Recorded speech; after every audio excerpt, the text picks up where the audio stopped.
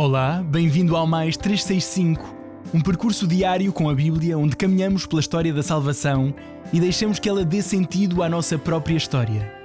Durante 365 dias, do Gênesis ao Apocalipse, com a tradução da Difusora Bíblica, descobrimos que Deus continua a agir no tempo e na vida concreta de cada um. Eu sou o Francisco e este podcast nasce das equipas de jovens de Nossa Senhora. Lemos a Bíblia inteira, um dia de cada vez, sempre sob o olhar de Maria. Hoje é o dia 96, continuamos no período dos Juízes e vamos ouvir primeiro livro de Samuel 1 e 2 e Salmo 149. Primeiro livro de Samuel 1. Havia em Ramataim um homem de Suf, nas montanhas de Efraim, chamado Elcaná, filho de Jeroam e neto de Eliú, da família de Tou e do clã de Suf de Efraim. Tinha duas mulheres, uma chamada Ana e outra Penina. Esta tinha filhos. Ana, porém, não tinha nenhum. Todos os anos este homem subia da sua cidade a Siló para adorar o Senhor do Universo e oferecer-lhe um sacrifício. Aí se encontravam os dois filhos de Eli, Ofni e Finéias, sacerdotes do Senhor. Cada vez que Elcaná oferecia um sacrifício, dava a porção correspondente à sua mulher Peniná, bem como aos seus filhos e filhas. Mas dava uma porção dupla a Ana, porque a amava mais, embora o Senhor a tivesse tornado estéril. Além disso, a sua rival afligia-a duramente, humilhando-a por o Senhor a ter feito estéril. Isto repetia-se todos os anos, quando Ana subia ao templo do Senhor. Peniná zombava dela. Ana chorava e não comia. Seu marido dizia-lhe: Ana, por que choras? Por que não comes? Por que estás triste? Não valho para ti tanto como 10 filhos? Ana levantou-se depois de ter comido e bebido em Siló. O sacerdote Eli estava instalado no seu assento, à entrada do templo do Senhor. Ana, profundamente amargurada, orou ao Senhor e chorou copiosas lágrimas. E fez um voto dizendo: Senhor do Universo, se te dignares olhar para a aflição da tua serva e te lembrares de mim, se não te esqueceres da tua serva e lhe deres um filho varão, eu o consagrarei ao Senhor por todos os dias da sua vida e a navalha não passará sobre a sua cabeça. Ela repetiu muitas vezes a sua oração diante do Senhor. Eli observava o movimento dos seus lábios. Ana, porém, orava no seu coração e apenas movia os lábios, sem se lhe ouvir palavra alguma. Eli, julgando-a ébria, disse-lhe: Até quando durará a tua embriaguez? Vai-te embora e deixa passar o efeito do vinho de que estás cheia. Ana respondeu: Não é assim, meu senhor. A verdade é que eu sou uma mulher de espírito atribulado. Não bebi vinho nem álcool. Apenas estava a desabafar as minhas mágoas na presença do Senhor. Não tomes a tua serva por alguma das filhas de Belial, porque só a grandeza da minha dor e da minha aflição é que me fez falar até agora. Eli respondeu: Vai em paz, e o Deus de Israel te conceda o que lhe pedes. Ana respondeu: Que a tua serva mereça o teu favor. A mulher foi-se embora, comeu, e nunca mais houve tristeza em seu rosto. No dia seguinte, pela manhã, prostraram-se diante do Senhor e voltaram para sua casa em Ramá. Elcaná conheceu Ana, sua mulher, e o Senhor lembrou-se dela. Ana concebeu e, passado o seu tempo, deu à luz um filho, ao qual pôs o nome de Samuel, porque dizia: Eu o pedi ao Senhor. Elcaná, seu marido, foi com toda a sua casa oferecer ao Senhor o sacrifício anual e cumprir o seu voto. Ana, porém, não foi e disse ao marido: Só irei quando o menino estiver desmamado. Então o levarei para o apresentar ao Senhor e lá ficará para sempre. Disse-lhe Elcaná, seu marido: Faz como achares melhor. Fica em casa até que o tenhas desmamado e que o Senhor se digne cumprir a sua palavra. Ela ficou, pois, em casa e aleitou o filho até que o desmamou. Após tê-lo desmamado, tomou-o consigo e, levando também 3 novilhos, uma medida de farinha e um odre de vinho, conduziu-o ao templo do Senhor em Siló. O menino era ainda muito pequeno. Imolaram um novilho e apresentaram o menino a Eli. Ana disse-lhe: Ouve, meu Senhor, por tua vida. Eu sou aquela mulher que esteve aqui a orar ao Senhor na tua presença. Eis o menino por quem orei. O Senhor ouviu a minha súplica. Por isso o ofereço ao Senhor, a fim de que só a Ele sirva todos os dias da sua vida. E ele prostrou-se ali diante do Senhor.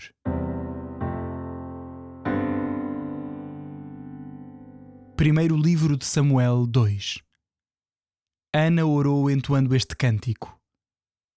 O meu coração exulta de júbilo no Senhor. Nele se ergue a minha fronte. A minha boca desafia os meus adversários, porque me alegro na tua salvação. Ninguém é santo como o Senhor. Não há outro Deus fora de ti. Ninguém é tão forte como o nosso Deus. Não multipliqueis as vossas palavras orgulhosas, não saia da vossa boca a arrogância, porque o Senhor é um Deus de sabedoria. Só Ele sabe descobrir as vossas ações. O arco dos fortes foi quebrado e os fracos foram revestidos de vigor. Os saciados tiveram que ganhar o pão e os famintos foram saciados. Até a estéril foi mãe de 7 filhos e a mulher que os tinha numerosos ficou estéril. O Senhor é que dá a morte e a vida, leva à habitação dos mortos e tira de lá. O Senhor despoja e enriquece, humilha e exalta. Levanta do pó o mendigo e tira da imundície o pobre, para os sentar com os príncipes e ocupar um trono de glória. Porque são do Senhor as colunas da terra, e sobre elas assentou o mundo. Ele dirige os passos dos seus santos, mas os ímpios perecerão nas trevas, porque homem algum vencerá pela sua própria força. Tremerão diante do Senhor os seus inimigos, trovejará do céu sobre eles. O Senhor julga os confins da terra. Ele dará o império ao seu rei e exaltará o poder do seu ungido. Depois disto, Elcaná voltou para a sua casa em Ramá. O menino servia na presença do Senhor sob a direção do sacerdote Eli.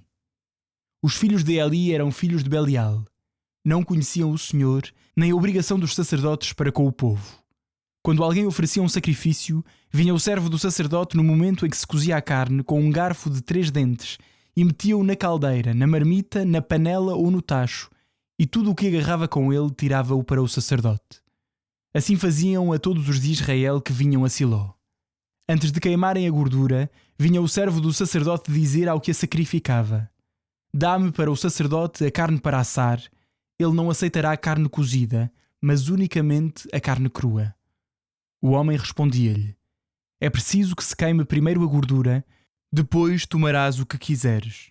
O servo respondia: Não, é agora que me hás de dar, senão tomá-la-ei à força. Era muito grande o pecado destes jovens diante do Senhor, pois eles menosprezavam as ofertas feitas ao Senhor. Entretanto, o pequeno Samuel, cingido de uma faixa votiva de linho, exercia o seu ministério diante do Senhor. Sua mãe tecia-lhe uma túnica que lhe levava todos os anos quando ia com seu marido oferecer o sacrifício anual. Eli abençoava Elcaná e sua mulher, dizendo: O Senhor te conceda filhos desta mulher, em recompensa do dom que ela lhe fez. E voltavam para sua casa. O Senhor visitou Ana, e ela concebeu, dando à luz 3 filhos e 2 filhas. Entretanto, o menino Samuel crescia na presença do Senhor. Eli, sendo já velho, tomou conhecimento do modo como se comportavam os seus filhos com todos os de Israel e de que dormiam com as mulheres que prestavam serviço à entrada da tenda da reunião. E perguntou-lhes: Por que procedeis dessa forma? Por que praticais esses crimes detestáveis de que fala o povo? Não façais assim, meus filhos. Não são nada boas as informações que me chegam a vosso respeito. Estais a escandalizar o povo do Senhor. Se um homem pecar contra outro, Deus o defende. Mas se ele pecar contra o Senhor, quem intercederá por ele? Eles, porém, não ouviram a voz do pai, porque o Senhor determinara a sua morte. Entretanto, o menino Samuel desenvolvia-se em altura e beleza diante do Senhor e dos homens. Certo dia, um homem de Deus veio ter com Eli e disse-lhe: Isto diz o Senhor: Não me revelei eu claramente à família de teu pai quando estavam no Egito sob o poder da casa de Faraó? Escolhi-os entre todas as tribos de Israel para serem meus sacerdotes, subirem ao meu altar, queimarem incenso e revestirem-se da insígnia votiva diante de mim. Dei à casa de teu pai uma parte em todos os sacrifícios oferecidos pelos filhos de Israel. Porque desprezas os meus sacrifícios e as minhas oblações, que ordenei se oferecessem na minha morada. Fazes mais caso dos teus filhos que de mim, engordando-as com o melhor de todas as ofertas do meu povo de Israel. Por isso, Eis o que diz o Senhor, Deus de Israel.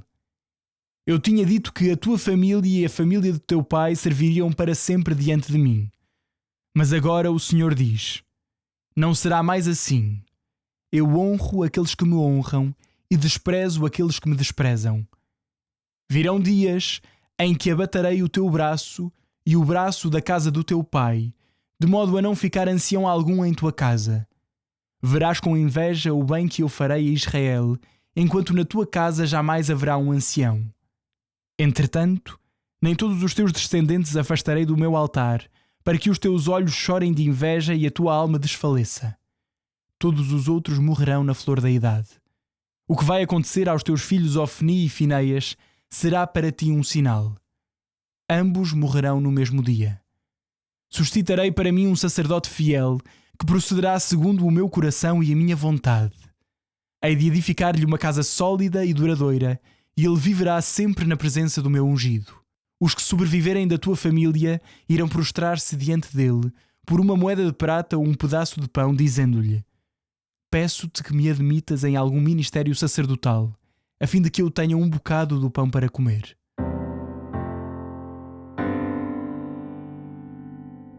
Salmo 149. Aleluia! Cantai ao Senhor um cântico novo, louvai-o na Assembleia dos Fiéis. Alegre-se Israel no seu Criador, regozije-se o povo de Sião no seu Rei. Louvem o seu nome com danças, cantem-lhe ao som de harpas e tambores. O Senhor ama o seu povo e honra os humildes com a vitória. Exultem de alegria os fiéis pelo triunfo de Deus e cantem jubilosos em seus leitos. Entoem bem alto os louvores de Deus com a espada de 2 gumes na mão, para exercerem a vingança entre as nações e darem o castigo aos povos, para prenderem os teus reis com correntes e os teus nobres com algemas de ferro, para lhes aplicarem a sentença que estava determinada. Esta é a glória de todos os teus fiéis. Aleluia!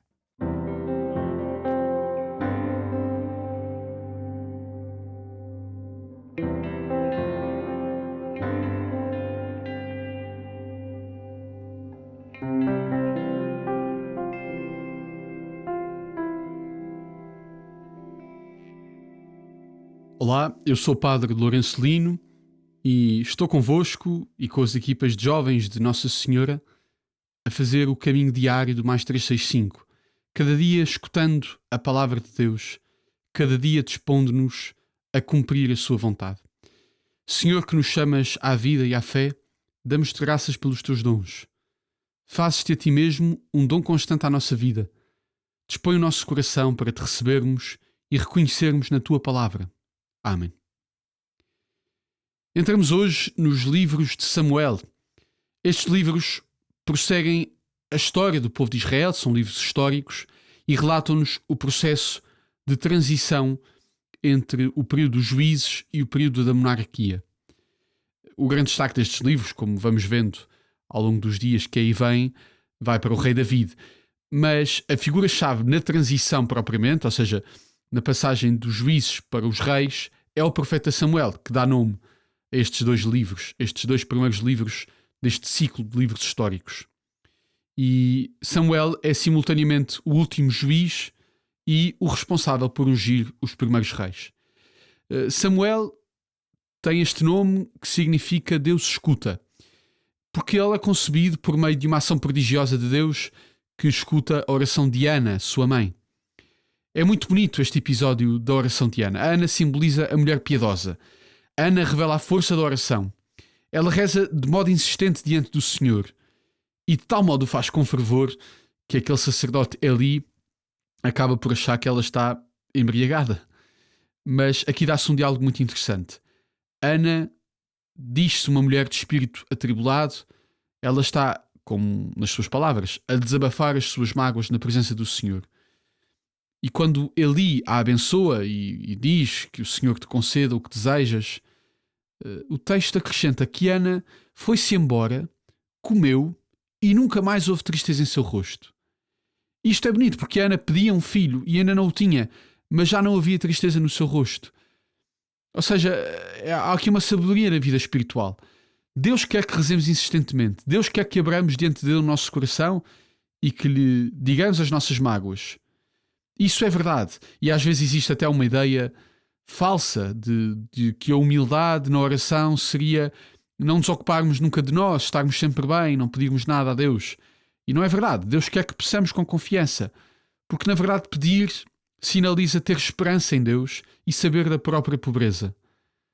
Mas, ao mesmo tempo, a oração tem de suscitar paz e alegria, mesmo antes de sabermos como é que Deus responderá às nossas orações.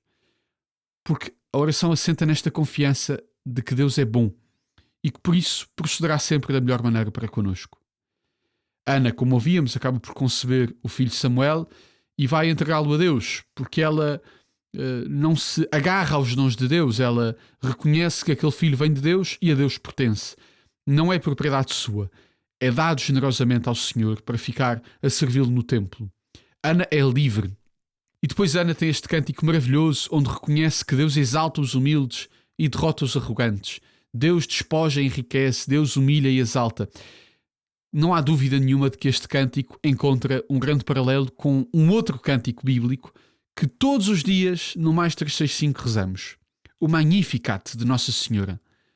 A Virgem Maria, ela é o grande modelo da oração e da confiança em Deus, da humildade, da disposição de servir a vontade do Senhor.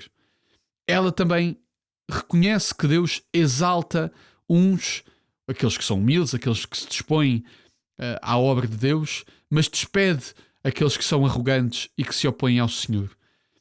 Nossa Senhora é também ela agraciada com um filho por um dom, por um milagre, enquanto que em Ana e em muitas outras mulheres na Bíblia é dado um filho na esterilidade, em Nossa Senhora é dado um filho na virgindade.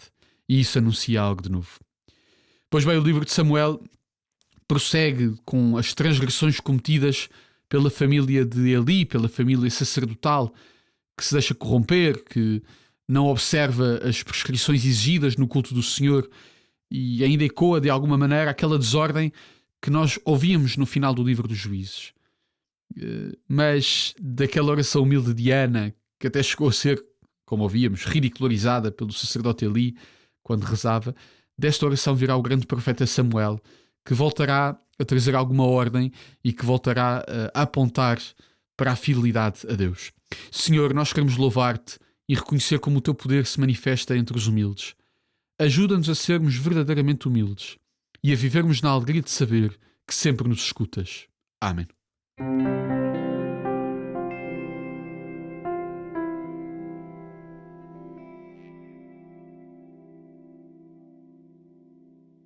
A minha alma glorifica o Senhor, e o meu espírito se alegra em Deus, meu Salvador.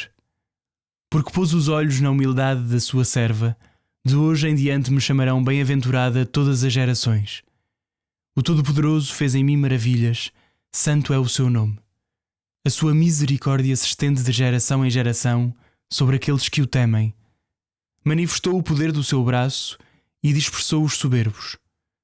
Derrubou os poderosos de seus tronos e exaltou os humildes. Aos famintos encheu de bens e aos ricos despediu de mãos vazias.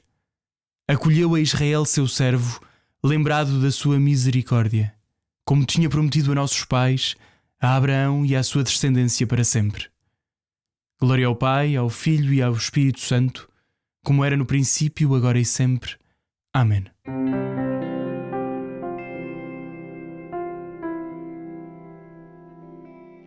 Mais um dia de leitura da Bíblia.